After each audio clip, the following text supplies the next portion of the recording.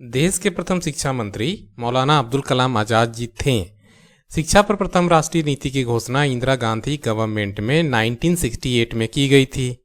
प्रथम राष्ट्रीय शिक्षा नीति कोठारी आयोग के रिपोर्ट पे आधारित थी, जो इसका गठन 1964 से 66 के बीच में किया गया था। दूसरी शिक्षा नीति की घोषणा राजीव गांधी ने 1986 में यानी कि 1986 में की थी। 1992 में पीवी नरसिम्हा राव सरकार ने इसमें संशोधन किया था। ऑपरेशन ब्लैक बोर्ड की शुरुआत 1987 से 1988 में की गई थी। 34 वर्षों के बाद तीसरी राष्ट्रीय शिक्षा नीति लाई गई 2020 में, और ये लाई गई नरेंद्र मोदी गवर्नमेंट के द्वारा। 29 जुलाई 2020 को इसे घोषित किया गया। नई शिक्षा नीति यानी कि नई शिक्षा नीति 2020 5+3+3+4 के मॉडल पे आधारित है। तीसरी नीति के कस्तूरी रंगन की अध्यक्षता वाली समिति के रिपोर्ट पे आधारित थी। आपको याद होगा कि जो पहला रिपोर्ट था वह कोठारी आयोग के रिपोर्ट पे आधारित था, और जो तीसरा जो नीति है वह के कस्तूरी रंगन की अध्यक्षता वाली समिति की रिपोर्ट पे आधारित है। मानव संसाधन विकास मंत्रालय का नाम शिक्षा मंत्रालय हो गया है। पहले यह शिक्षा मंत्रालय था, बाद में मानव संसाधन विकास मंत्रालय किया गया और फिर से इसे शिक्षा मंत्रालय कर दिया गया। और उसके बाद जो पहले शिक्षा मंत्री बने वह थे हमारे रमेश पोखरियाल निशंक जी थे। भारत में अंग्रेजी शिक्षा की शुरुआत अब हम देखते हैं। भारत में अंग्रेजी शिक्षा की शुरुआत जो है वो लॉर्ड मैकाले ने की थी। ये 1835 का बात है। 1835 को पलट दीजिए 53 बनेगा, उसमें एक साल और ऐड कर दीजिए तो 1854 में 1854 में चार्ल्स वुड डिस्पैच को भारतीय शिक्षा का मैग्ना कार्टा कहा जाता है। और मैग्ना कार्टा क्या है, ये आपको ब्रिटेन का इतिहास पढ़ना पड़ेगा। शिक्षा के सुधार हेतु हंटर आयोग का गठन 1882 में और सैंडलर आयोग का गठन 1917 में किया गया। ये सारे 1800 के बात है, और ये सैंडलर आयोग जो है वो 1917 में किया गया। हंटर आयोग याद रखिएगा 2 बार किया गया। एक आपका 1919 वाला मिलेगा, जालियांवाला बाग जो हुआ था उस पर जांच रिपोर्ट जिसने सौंपा था वो भी हंटर आयोग था, और ये एक हंटर आयोग जो है वो शिक्षा वाला है 1882 वाला। भारत में आधुनिक शिक्षा के जन्मदाता चार्ल्स ग्रांट को कहा जाता है। 1792 इनको माना जाता है। भारतीय विश्वविद्यालय आयोग का गठन 1902 में लॉर्ड कर्जन के द्वारा किया गया था। भारतीय विश्वविद्यालय आयोग का गठन। देश का प्रथम खुला विश्वविद्यालय डॉक्टर BR अम्बेडकर विश्वविद्यालय हैदराबाद है, जिसकी स्थापना 26 अगस्त 1982 को की गई थी। इंदिरा गांधी खुला विश्वविद्यालय डेट मीन्स की इग्नू की स्थापना 20 सितंबर 1985 को की गई है, याद रखिएगा। अम्बेडकर वाला 1982 में किया गया और इग्नू जो है वो 1985 में किया गया। उसी तरह यूजीसी की जो स्थापना है वो 1956 में ही कर दी गई थी, और NCERT का जो स्थापना है वो 1961 में किया गया। राष्ट्रीय साक्षरता मिशन की शुरुआत जो है वो 1988 में किया गया। राष्ट्रीय साक्षरता मिशन की शुरुआत 1988। विश्व भारती विश्वविद्यालय की स्थापना रविन्द्रनाथ टैगोर ने 1921 में की है। देश का पहला IIT संस्थान IIT खड़गपुर है, जिसकी स्थापना 1951 में। और प्रथम इंजीनियरिंग कॉलेज की अगर बात की जाए तो यह रुड़की है उत्तराखंड का, और यह 1847 में स्थापित हुआ था। फोर्ट विलियम कॉलेज की बात की जाए तो ये इसकी स्थापना 1800 में की गई है लॉर्ड वेलेजली के द्वारा। कोलकाता में किया गया इसका। भारत में शिक्षा का मौलिक अधिकार 1 अप्रैल 2010 को लागू हुआ है, और राष्ट्रीय शिक्षा दिवस हम लोग 11 नवंबर को मनाते हैं हर साल। कोलकाता, मद्रास, मुंबई जो विश्वविद्यालय यहाँ खोले गए थे उसकी स्थापना 1857 में की गई थी। अब हम देखने वाले हैं नोबेल पुरस्कार से संबंधित महत्वपूर्ण तथ्य के बारे में। ये क्या कहता है कि नोबेल पुरस्कार स्वीडन के जो केमिस्ट थे अल्फ्रेड बर्नार्ड नोबेल, इनका जन्म 1833 में, 1896 में इनकी मृत्यु हुई थी। इन्हीं की पुण्यतिथि पर उन्हीं की स्मृति में यह दिया जाता है। एक बात था कि अल्फ्रेड नोबेल ने 1867 में डायनामाइट का खोज कर दिया था। उसके बाद बड़े लेवल पे लोगों की हत्याएं हुई थी, ऐसा इनका देखा था, पेपर में छपता था कि डायनामाइट से आज इसकी हत्या हो गई, यहाँ ब्लास्ट हो गया, वहाँ ब्लास्ट हो गया। इन सारी बातों को देख करके बड़े दुखी थे, तो इन्होंने सोचा कि आगे आने वाली जो जनरेशन है वो मुझे किस तौर पे याद रखेगी। इस बात को ध्यान में रखते हुए इन्होंने एक चीज सोचा कि जो मेरी संपत्ति है वो बैंक में जमा होगी, और उस पे हर साल जो मुझे वो इंटरेस्ट मिलेगा उस इंटरेस्ट से लोगों को पुरस्कार दिया जाएगा जो अपने अपने फील्ड में बेस्ट देंगे। तो यहीं से शुरुआत हो गई अल्फ्रेड नोबेल के द्वारा नोबेल पुरस्कार की।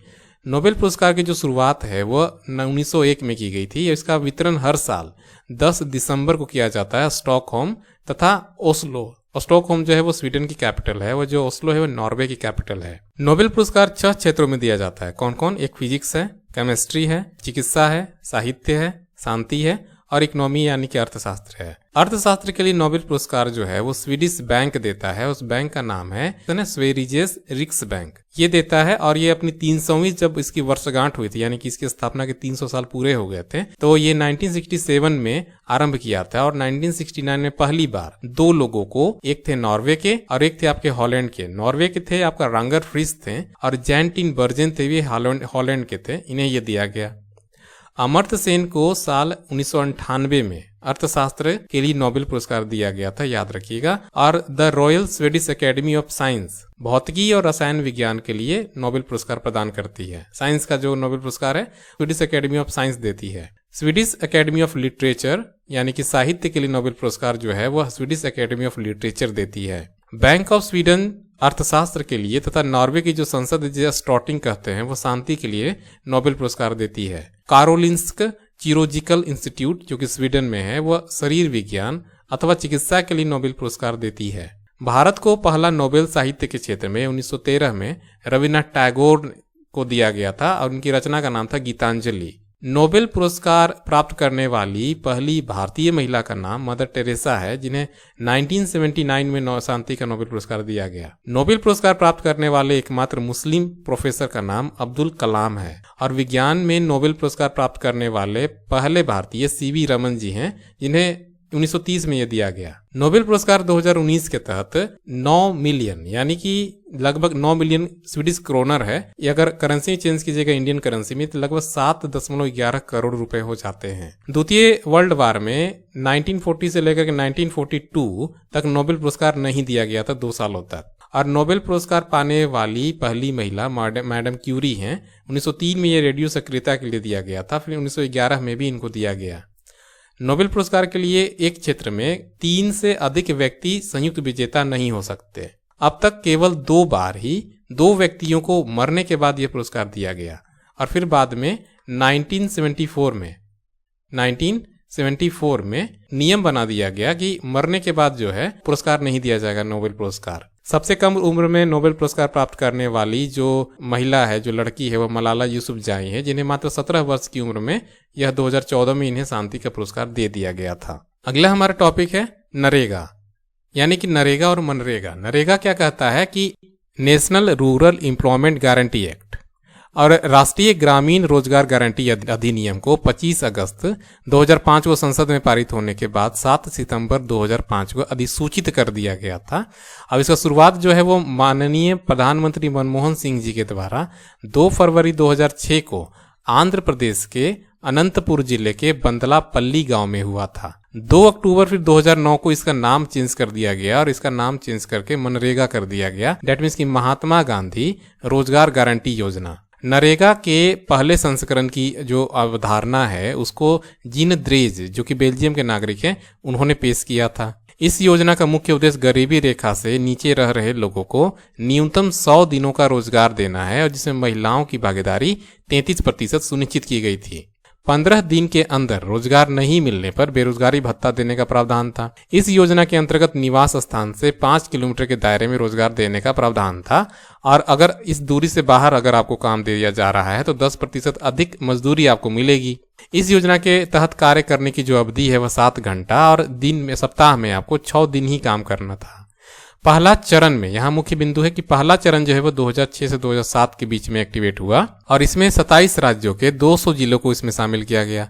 दूसरा चरण जो है वो 2007 से 2008 में देश के 130 जिलों को इसमें शामिल किया गया और जो तीसरा है चरण वह 2008 से अब तक चल रहा है। इसमें 274 जिलों को शामिल कर दिया गया और अब तक टोटल 441 जिलों को इसमें शामिल किया गया है। साल 2008 में इस योजना के तहत सभी ग्राम रोजगार योजना का इसी में विलय कर दिया गया। इस योजना का जो क्रियान्वयन है वो ग्रामीण विकास मंत्रालय के द्वारा देखा जाता है और इस योजना के तहत केंद्र तथा राज्य सरकारों के मध्य 90:10 के अनुपात में वित्तीय सहयोग दी जाती है। मनरेगा के अंतर्गत मजदूरी एवं सामग्री पर राशि का जो व्यय है वह 60:40 है। 60:40 कहने का मतलब है कि जो 100 रुपया आपको मिलेगा उसमें से 60 रुपया मजदूरी पे खर्च करना है और बाकी जो 40 रुपया बचेगा वो गैता कुदारी जो सामान घटेगा उसमें लगा के आपको लेना है, तभी तो काम होगा। क्योंकि इसके तहत है कि अगर कोई कुआं भी खुदवाना है तो आप क्रेन से नहीं खुदवा सकते, आपको मजदूर लगवा करके खुदवाना है उसको। मनरेगा का जो गठन है वो बहुत इंपॉर्टेंट है यहाँ पे, वह मिहिर शाह कमेटी के द्वारा हुआ था। साल 2015 में विश्व बैंक ने मनरेगा को वैश्विक स्तर का सबसे बड़ा रोजगार कार्यक्रम कहा था 2015 में। और आज का हमारा लास्ट की मनरेगा की कार्यात्मक इकाई ग्राम पंचायत है और लाभ प्राप्तकर्ता जो है वो परिवार है। अब हम देखने वाले हैं टेस्ट पेपर 15। इसमें क्या कहता है कि भारत में आधुनिक शिक्षा का जो जन्मदाता है चार्ल्स ग्रांट होगा। नरेगा भारतीय संसद के द्वारा कब पारित किया गया? तो ये 25 अगस्त 2005 को किया गया। भारत में अंग्रेजी शिक्षा का सूत्रपात किसे कहा जाता है? तो लॉर्ड मैकाले को कहा जाता है। मनरेगा की कार्यात्मक इकाई जो है वो ग्राम पंचायत है। अल्फ्रेड नोबल ने डायनामाइट की खोज जो है वह 1867 में कर दी थी। नोबेल पुरस्कार जो है वो अल्फ्रेड नोबल की पुण्यतिथि की याद में दिया जाता है और मानव संसाधन विकास मंत्रालय का नाम बदलकर शिक्षा मंत्रालय कर दिया गया है।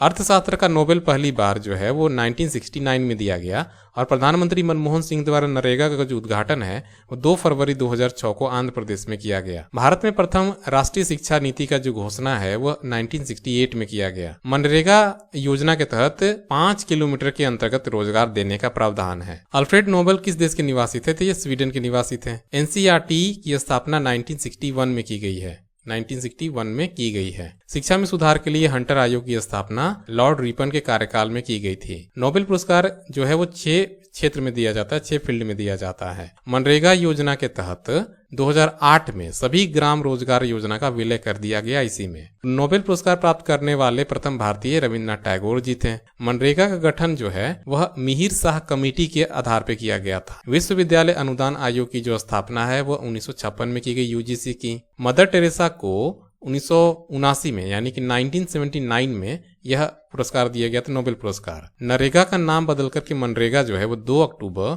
2009 को कर दिया गया और भारत में पहली बार आईआईटी की स्थापना जो है वो खड़गपुर में की गई थी। नोबेल पुरस्कार प्राप्त करने वाला प्रथम एशियाई कौन है? तो ये रविन्द्रनाथ टैगोर जी हैं, जिन्हें गीतांजलि के लिए दिया गया था।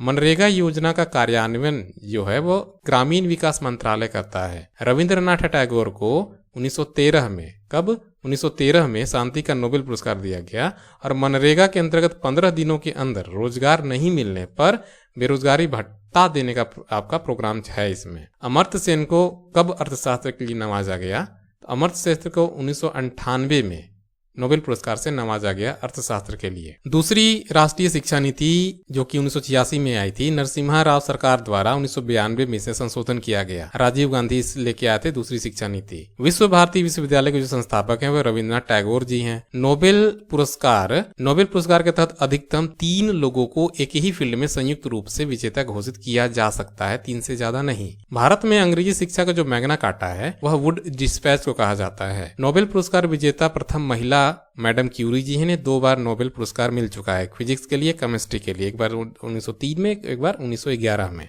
भारत में अंग्रेजी शिक्षा पद्धति जो है 1835 में लागू हुई थी, 1835 में लागू हुई थी। विज्ञान के क्षेत्र में पहली बार जो है वो सीवी रमन जी को, एक भारतीय थे, इन्हें नोबेल पुरस्कार दिया गया। याद रखिएगा, पहली बार किसी भारतीय को नोबेल पुरस्कार दिया गया विज्ञान के क्षेत्र में, ये सीवी रमन जी हैं। तीसरी राष्ट्रीय शिक्षा नीति जो है वो 2020 में लागू हुई है। नोबेल पुरस्कार की शुरुआत 1901 से की गई है। भारतीय शिक्षा में 10+2+3 का जो कॉन्सेप्ट है या सुझाव है वो कोठारी आयोग ने दिया था। नोबेल पुरस्कार प्रति वर्ष 10 दिसंबर को दिया जाता है। मनरेगा योजना के तहत केंद्र तथा राज्य सरकारों के मध्य जो अनुपात है वह 90:10 का अनुपात है और राष्ट्रीय शिक्षा नीति 2020 की अध्यक्षता वाली समिति जो है वो के कस्तूरी रंगन के रिपोर्ट पे आधारित है आपका नई राष्ट्रीय शिक्षा नीति। धन्यवाद, फिर मिलते हैं नेक्स्ट वीडियो में।